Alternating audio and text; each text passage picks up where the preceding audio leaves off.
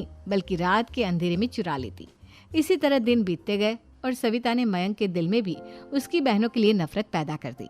एक दिन मयंक ने करिश्मा और रेशमा के लिए रिश्ता देखा और ये बात उसने घर में सबको बताई। माँ, करिश्मा और रेशमा के लिए बहुत अच्छा रिश्ता आया है। वो लोग कल इन्हें देखने आ रहे हैं। आप और सविता मिलकर सारी तैयारी कर लेना। ये सुनकर करिश्मा और रेशमा खुश हो जाती हैं, लेकिन सविता सोचती है, अगर इन दोनों बहनों की शादी हो गई तो घर और बाहर का काम कौन करेगा? मनीषा तो एक नंबर की कामचोर है, उससे तो किसी बात की उम्मीद लगाना ही बेकार है। मुझे इस शादी को रोकना होगा। अगले दिन सभी लड़के वालों के स्वागत की तैयारी करने में लगे होते हैं। तभी मयंक अपनी बहनों से आकर कहता है, तैयार हो गई तुम दोनों?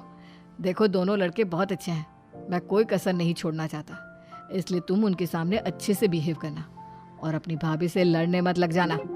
करिश्मा, तुम वो नेकलेस पहन लो ना जो मैं तुम्हारे लिए लाया था। भैया, मैं बहुत देर से वो नेकलेस ढूंढ रही हूँ, लेकिन मुझे मिल ही नहीं रहा। क्या तुमने नेकलेस खो दिया? तुम्हें पता भी है वो कितना महंगा था? तुम कोई काम ढंग से नहीं कर सकती। मयंक गुस्से में वहां से चला जाता है। थोड़ी देर बाद लड़के वाले भी आ जाते हैं। वो दोनों बहनों को पसंद कर लेते हैं और रिश्ता पक्का हो जाता है।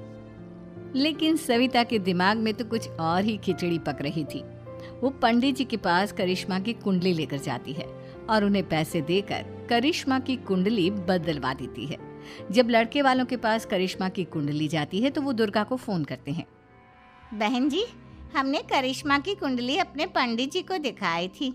आपकी बेटी की कुंडली नहीं बल्कि दोषों का पिटारा है। देखिए, मैं और मेरे पति इन सब बातों में बहुत विश्वास करते हैं, इसलिए हम आपकी बेटी से अपने बेटे की शादी नहीं करा सकते। इस तरह करिश्मा का रिश्ता टूट जाता है और सभी घर वालों को बहुत दुख होता है। अब कविता सोचती है, चलो करिश्मा का तो रिश्ता टूट गया, अब रेशमा का भी रिश्ता तोड़ना है। क्या करूं? अब सविता आवाज बदलकर किसी अननोन नंबर से रेशमा के होने वाले ससुराल में फोन करती है। हेलो, मैं कौन हूँ कौन नहीं ये आपके लिए जानना ज़रूरी नहीं। बस इतना सुन लो कि रेशमा का 2 साल से किसी के साथ अफेयर चल रहा है। बस रेशमा का रिश्ता तोड़वाने के लिए सविता का इतना कहना काफी था। अब रेशमा का भी रिश्ता टूट गया।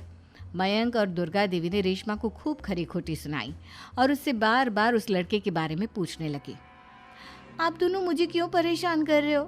अरे कोई लड़का होगा मेरी लाइफ में तो मैं बताऊंगी ना, जब कोई है ही नहीं तो कहाँ से लाऊं मैं कोई लड़का? तो तेरे होने वाले ससुराल वालों को फोन किसने किया था? माँ, मैं नहीं जानती किसने फोन किया था, मैं सच कह रही हूँ। मैं तो पहले ही कह रही थी इसकी लगाम खींच कर रखो, लेकिन मेरी सुनता ही कौन है। आप चुप रहिए भाभी, ये सब आपका ही किया धरा है। अब तीनों बहनों को विश्वास हो जाता है कि ये सब उनकी भाभी ही कर रही है। तीनों बहनें अपनी भाभी को सबक सिखाने के लिए एक वकील कर लेती है और घर में हिस्सा मांगना। देखो भैया, माँ बाप की जायदाद में जितना बेटों का हक होता है उतना ही बेटियों का, इसलिए इस घर के 4 हिस्से होंगे और हमें अपना हिस्सा चाहिए। मैंने तुम्हारे लिए क्या क्या नहीं किया और तुम इस घर में हिस्सा मांग रही हो? भैया, आप और माँ हम बहनों की कोई बात नहीं सुनते हो और भाभी हमारी शादी नहीं होने देगी क्योंकि उन्हें लगता है कि आप हमारी शादी में ज्यादा पैसा लगाओगे और उन्हें हम जैसी फ्री की नौकरानी कहाँ मिलेगी। तो हम भाभी के साथ तो रह नहीं सकते, हम बहनों को अपना हिस्सा चाहिए। अरे तुम्हें शर्म आनी चाहिए अपने भाभी पर ऐसा इल्जाम लगाते हुए।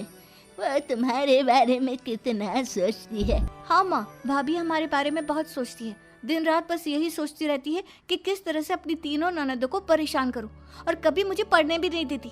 दोनों बहनों का रिश्ता भी तो इन्होंने ही तोड़वाया है और रात में हमारे कमरे में आकर हमारी चीजें भी चुराती हैं। इसी तरह सविता की तीनों ननदें अपनी बात पर अड़ी रही। अब कोर्ट में तारीख भी शुरू हो गई। जब सविता को लगा कि उसकी तीनों ननद इतनी आसानी से नहीं मानने वाली, तो उसने अपने पति और सास को सारी सच्चाई बता दी और अपनी तीनों ननद से माफी मांगी। मयंक और दुर्गा को भी अपनी गलती का एहसास हो गया। अब सविता खुद करिश्मा और रेशमा के लिए अच्छा रिश्ता ढूंढती है और उनकी शादी करवाती है।